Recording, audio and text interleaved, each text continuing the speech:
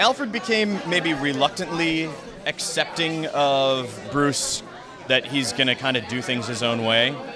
Is that a path that you feel like he's going to keep going down, or is he going to keep kind of fighting back and trying to pull Bruce a little closer? The thing is, like any teenager, I have a teenage son called Alfred, weirdly enough. Like any teenage son, you need to find a way of communicating, you need to find a hook. I think the last season, he's becoming a man. He's hormonally challenged, but he's becoming a man, and Alfred has done reverse psychology this season, where he sort of said, well, look, you do what you've got to do, but just tell me what you're doing.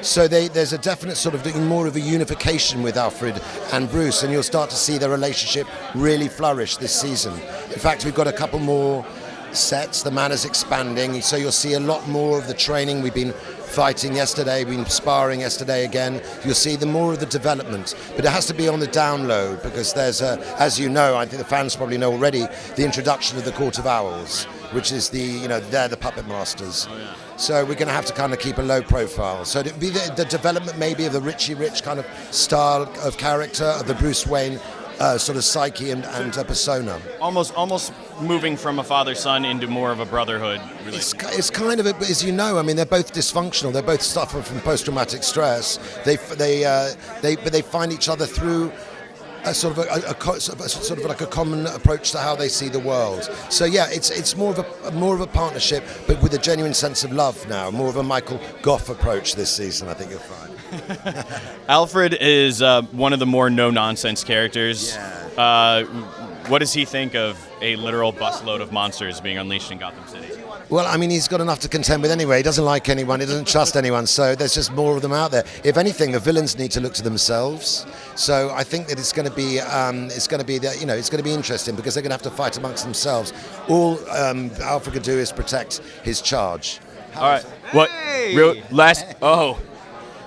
We have Chris Chalk now as well. One of the few good guys on the show. One of the very few good guys on the show. Yeah. So is Alfred going to get to kick some ass again this season? Yes. The writers and producers are rather keen on that. You know, what about Lucius? Lucius get to get his hands dirty a little bit? Yeah, Lucius gets to get his hands dirty with his mind. He's not a fighter. He's not a fighter, but he supports the fight, and you're going to really get to see him do that. Are we going to start seeing the gadgeteer role a little bit? I mean, you can't come in with that.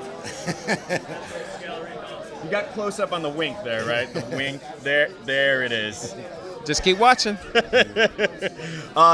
You guys obviously have a very keen friendship on the set, amongst most of the cast. How does that help you build, especially as you're going into this new third season now?